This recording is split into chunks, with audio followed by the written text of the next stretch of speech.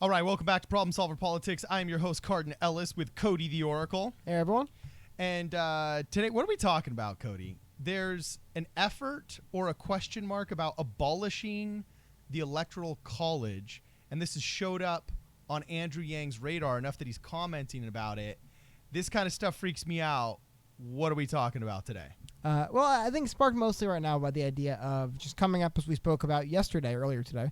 Andrew Yang was, or only barrier to the next round of debates is going to be his polling data, where he is in the polls. Okay. The polls are done, I believe, somewhat regionally, and they will take from that and to where you are. So the idea is kind of been throwing around of the other similar system we have like this in our country, which is Electoral College. Now, Andrew Yang has a point or a stance on proportional selection of electors. Now, it's actually a really kind of interesting page he has up here because he goes through and he mentions a lot of stuff. Talks about the Electoral College is an important system that ensures the will of the larger, more populous areas of the country aren't the only focus in nationwide elections. It's also enshrined in the Constitution. Constant calls to change the Electoral College after a popular vote win or Electoral College loss can seem like our sour grapes, and the attempt to abolish it will require the constitutional amendment that could be stopped by 13 states. And then one last thing I want to go is attempts to change the Electoral College to the National Popular Vote Interstate Compact are also unlikely to be successful. He finishes off his little opening here saying that with all that said, the Electoral College is likely here to stay for the foreseeable future. He mentions there are attempts to reform it. The method of determining electors isn't prescribed in the Constitution, and several states already use a different method. So while there is leeway there, he makes the point that it's probably not going to happen. And he also basically, along his lines of, so what is he proposing we do instead, is he wants to get the Electoral College to better reflect the will of the majority of the population. If that makes sense. Yes. However, oh, man, there are times when I absolutely love Andrew Yang, and there are other times where I get really fearful. But I stop, and I take a breath, and I ask a question. I'm okay if Andrew Yang's being a pragmatist saying, it's probably not going to happen, so don't worry about it.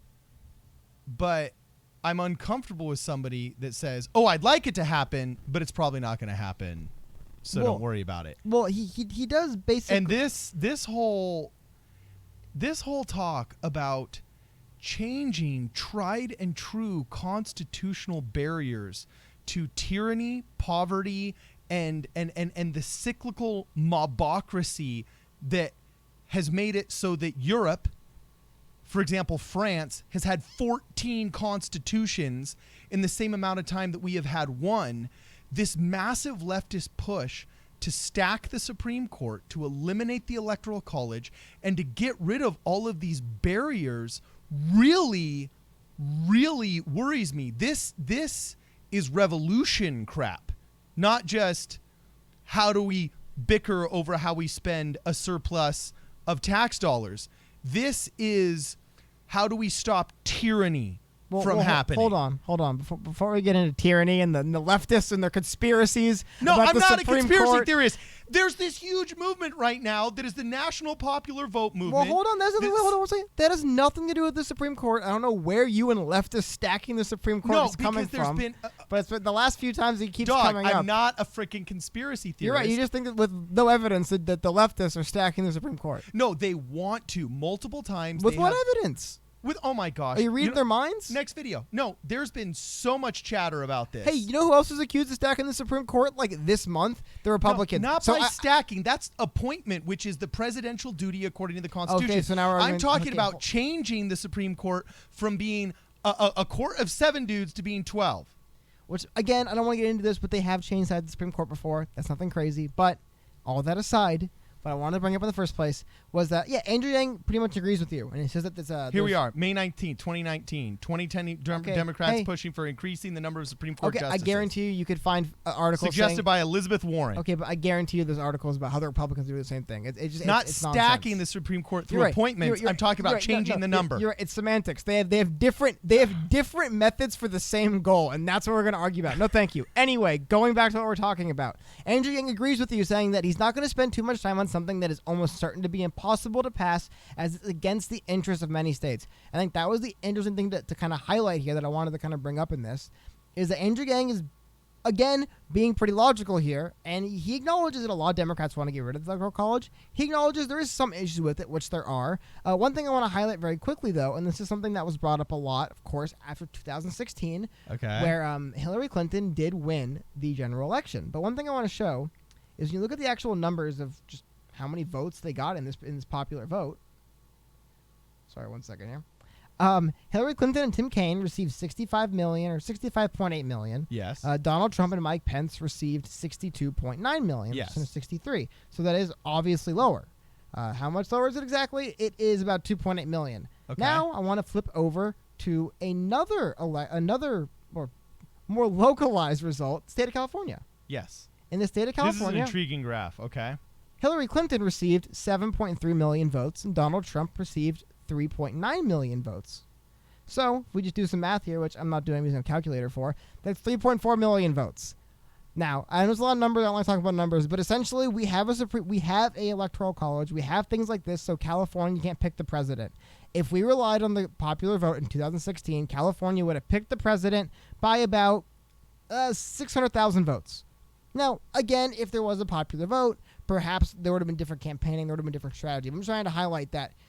Like, it isn't like a conspiracy that's what the Electoral College does. It's literally what it does. Now yes, exactly. And that's why it's so important that we think through these things. Guys, if we eliminate the Electoral College, then the only thing candidates are going to do is campaign in California, campaign in New York City, campaign in Chicago.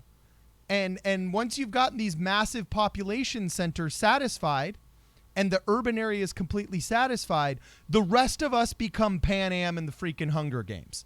Okay? And screw Wisconsin. Screw even the rural suburbs. Not even the rural suburbs. Screw the suburbs and the rural people of any given state, because we got Los Angeles. We literally become a problematic urban versus rural dichotomy that tore apart Europe in the 1600s and 1700s, that resulted in all that violence you saw in Middle Ages in feudal Europe, and is the reason, like I said before, that France has had 14 constitutions while we have had one. All of these buffers. I think ours is better also, which helped. Yeah, it did. That's true. Quality over quantity. So anyway, all these buffers that put us in between the mob and power create longevity, okay? Just think about that. All of these constitutional buffers, such as the Electoral College, that put the mobocracy, meaning majority rule in any given snapshot of time, in between positions of power, creates longevity. Perfect example. You probably could have gotten a majority vote to, I don't know, continue Jim Crow in the 60s. But you didn't, because we don't have a democracy. I don't think that's true. But you can't tell me there was not a point in time during slavery and or Jim Crow where you couldn't have gotten a majority in any of these municipalities to believe in / vote for Jim Crow laws. But since we have a representative republic and the representatives are elected to go to Congress and make decisions for us, we overthrew the majority rule of Jim Crow. Does that make sense? Well, it does. I don't know if the Electoral College is exactly a Jim Crow issue. I'm saying these buffers. The fact that we're a representative republic and not a direct democracy is a buffer. We are not a democracy. We're a representative republic. We elect representatives who then go make decisions for us. And the fact that there is that buffer. Sometimes these buffers are different. Sometimes they're time. The reason why the Supreme Court is a lifetime appointment is because the Founding Fathers knew they didn't want the Supreme Court justices to be making decisions based upon re-election. They wanted them to be making decisions based upon principle. So they put a huge, massive buffer in between them and the mob and losing their power. And that massive buffer was time. You'll always be in office. It's a lifetime appointment. The Senate, for example, they wanted the senators to be the cool cream that cools down the hot coffee of the U.S. House of Representatives. This is basic civics 101. The reason why there's 6-year terms for senators is because they don't want the senators to be thinking constantly about, what do I got to do right now? that pleases the mob. Oh, they're really angry right now. now. With the election what do I cycles do? we have today, you still see it anyway. I mean, you're basically always campaigning. Yeah, it doesn't for mean your you next give election. up. It means you fix the system. One last thing I have to say. Technically speaking, the Constitution does not say that Supreme Court justices have a lifetime appointment. I believe the specific distinction is as long as they're in good behavior. Like, they are not to be removed unless something were to happen. So it's similar. Okay. I'm just saying it's not enshrined lifetime as much as it's enshrined. It's a massive we don't get buffer rid of them, yeah. between the mob and power. Okay, but again, I want to get back to what we're talking about here. Okay. And there's something kind of very interesting to me, because we've gone through a lot of these Andrew Yang policy proposals on his website. This one comes across to me more as kind of like a warning to fellow Democrats than anything. I mean, he says right here, there's too much of a focus on getting rid of the Electoral College, and which it's would all require a anti-Trumpism. constitutional amendment that almost certainly doesn't have enough. But I don't think it's all anti-Trumpism. This move towards the popular vote existed before 2016. So it's not all because people like Donald Trump. Like there's people involved in this before that. So that's the reason that let me find it again, the National Popular Vote Act or movement has 196 electoral votes at 16 jurisdictions. Like, there are people since before Donald Trump signed on to this. What I do think is interesting is how Andrew Yang is trying to highlight and point out that we're probably not going to be able to get rid of the Electoral College. I mean, like I said, you just got to look to last election and see how, wow, the state of California basically just picks the president then. So there is a lot of wasted time and effort from a lot of people. It's not all Democrats. There's people on the right that want to get rid of it as I get well. that it's structurally difficult, and all that does is make me think, oh my gosh, the founding fathers were geniuses, knowing that there had to be such a high threshold for these constitutional changes. And I'm really deeply concerned about the morality and the short-sightedness of anybody that embraces any changes to the tried and true institutions. And this isn't just the conservative half of me coming out. There's liberal reasons, wildly liberal reasons, to want to maintain the longevity of these institutions, because it's only through these institutions and their power that we have the freedom of speech that we are engaged in right now. Okay, I think it's a bit far to say you question someone's morals if they want. I mean, dude, there's people that... There's leftists, there's statists, and I question their morals. People that think the state should have complete power over people's individuality and people that value collectivism. I'm not talking about, Christian cooperation here. I'm not talking about being a good neighbor. Dude, I'm not talking about helping the homeless. You don't have to be evil to have a bad idea. I don't know why there's like this disconnect from not you. A lot of people there's a disconnect with like, I don't agree with their idea. Oh my God, they're evil. They're awful people. It's like sometimes people dehumanized. Worthy of physical punishment. No, I'm just kidding. I'm just saying, like, seriously, some people just come to different conclusions than you do. No, but guess what? You come to different conclusions than they do. So instead of saying they're immoral, I mean, they just try to see where they're coming from. No, but like, for on. example, I think, for example, extreme racism, white supremacism is immoral. Okay. Because, I think it's immoral because it is improper to think that you are better because of the amount of melatonin in your skin. That's immoral. Okay, that's one thing. Okay. But like, there's and you can't just say, oh, well, those people come to different conclusions than you. But if we're talking about like your opinion on the Electoral College, I would say it's a little bit different. If you say, you know what, in my opinion, I think that we should move towards more of a popular vote. I don't think it's because you're evil. You just I think it's very possible for a naive person to hear the soundbite that, oh, the majority isn't getting served here. We got an outdated system, so let's update it. I can see how a very well-intentioned good person could get swept up in this idea that, oh, we need to revamp the Electoral College. Those aren't the people whose morality I question. The people whose morality I question are those who know very well the exact reason why the Electoral College was created by the Founding Fathers, to place that buffer between mobocracy and power, and then those that want the power so badly that they are willing to remove that buffer in between to make it easier for them to grab power. Yes, that person that is promoting this idea in an intellectually dishonest way is the same as somebody who steals something in order to get more power. I question their morality. Not their humanity, their morality. All right, well, I would say, especially in this instance we're talking about, like, Andrew Yang does seem to agree with you on some of those points. It's kind of pointless to try to get rid of the Electoral College. That's why I like the guy.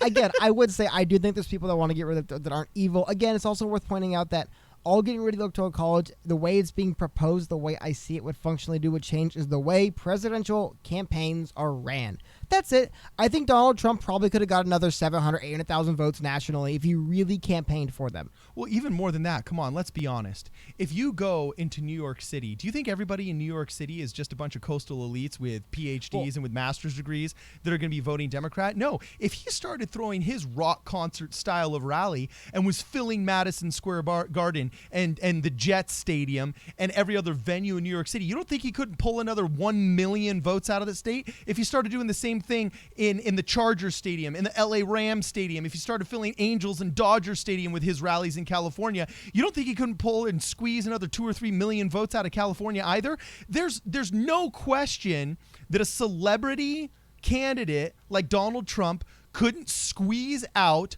a bunch more votes in blue states, but that's not the way the system is built, so he focused on the Rust Belt. You can't complain that Donald Trump won or lost the popular vote when that's not the game we're playing. If you're playing a similar game to basketball, like, I don't know, Quidditch or whatever, a similar game, handball. Hold on, 1 second, hold on. So when you think of basketball, first like Quidditch, that's the next. Actually, I couldn't think of any other games. It's not even a real sport, by the way. It's fictional. Yeah. But, one thing I do want to get to, though. Sorry, a couple things. First of all, the New York Jets play in New Jersey. Yes, that's true. I want to get that out. And there is no Charger Stadium. They play in a football stadium in Los Angeles. Football, a soccer stadium in Los Angeles. Anyway, Yes. I do think it's interesting you brought that up because it is true. I would say, ironically enough, a candidate kind of mostly uniquely poised to capitalize on a popular vote would be Donald Trump. Yes. Because he can go to any state and pull people. Because like he was a big time celebrity. Like if anyone's in the unique position, because as we were talking about a few videos ago, we're talking about running mates and how to pick someone. Sometimes you look for these people. Like, you know what? I don't have a lot of favor in the Northwest. I'll get a Northwest governor as my running mate to get that regional. When you have these kind of rock star celebrities, like similar, like Marianne Williamson, for example, would probably benefit greatly from a popular vote. Yeah. Because she could probably pull people from all around the country. She doesn't have to worry about winning a whole state. Whereas when you move the popular vote, so I think it's interesting where people think, I do think some of it's sour grapes, people mad that Trump won.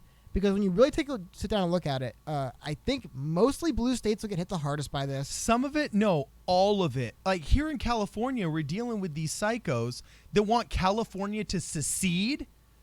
Like, really? I think it's a bipartisan movement, though. It's a secession of California. Okay, no, maybe it might have been a couple of bipartisan psychos for the 50 years that it's existed as a completely fringe element. But now it's making it onto ballots. We're having primetime conversations about it. And there's people that literally say, we want to secede so that California can oppose Trump. Yeah, how? What? Through tariffs? What, militarily? So we can send the rest of the U.S. Navy after California? Like what? What? Abraham Lincoln, don't forget, he signed the Emancipation Proclamation freeing the slaves as sequestered contraband from rebels because the South was in treason. Okay? Are we expecting Donald Trump to sign an executive order saying, hey, National Guard, all right, National Guard, go and take control of California again? Well, hold on. I don't think there's a legitimate serious. Sorry, let me take it back. I phrased that incorrectly. I don't think there is a chance the secession movement can succeed. I really don't. I know, but it never was more vocal and loud and never had more steam than when it teamed up with the anti-Trumpers. I agree. I pulled up an article right here, Cal Exit from CNBC, and they describe it as... The people that silenced Andrew Yang, NBC? Well, this is CNBC, actually, a little bit different. But their little brother. California's secession movement will get a second try as the state's war against the Trump administration. This is from April of this year, I believe. So, am I a conspiracy theorist? April of 18. No, but okay, so this was over a year ago, and there were anti-Trump people who wanted California to secede.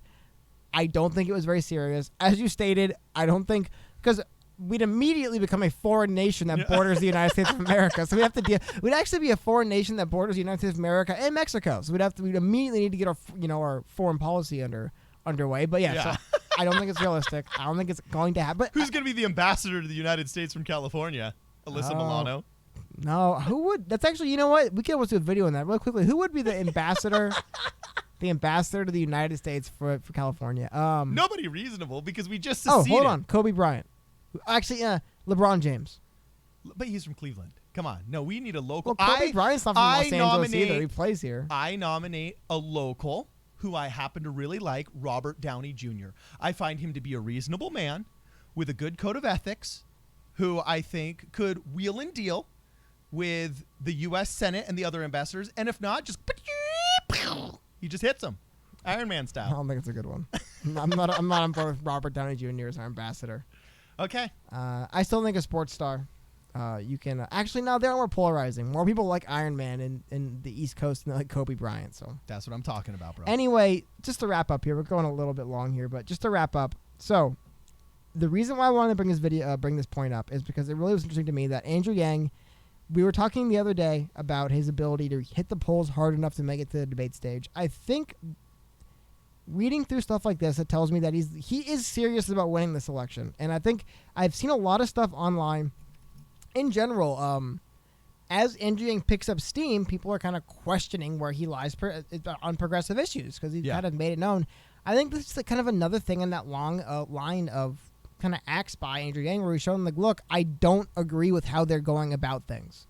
And there is a lot of people. I love this about Democrats, him. Yes. centrists, everyone. I mean, I know the old joke and the kind of the cliches. He's just trying to win over Trump voters. But like in reality, the majority of people are much closer to the center than they are to the far right or the far left. So and he seems authentic about it. Something that millennials crave over future generations is not spectacle, is not show value, production value. It is authenticity, okay? And I give credit where credit is due, and Andrew Yang and all of these oppositions he's had to his own party has seemed very authentic and well thought out. That's all I got to say. So anyway, please let us know what you think. Comment below if we've strayed from the correct path anywhere. And let us know what you think. Please share this video with friends and continue the conversation below. We try to respond as much as we can. We'll see you in a minute. This is Problem Solver Politics.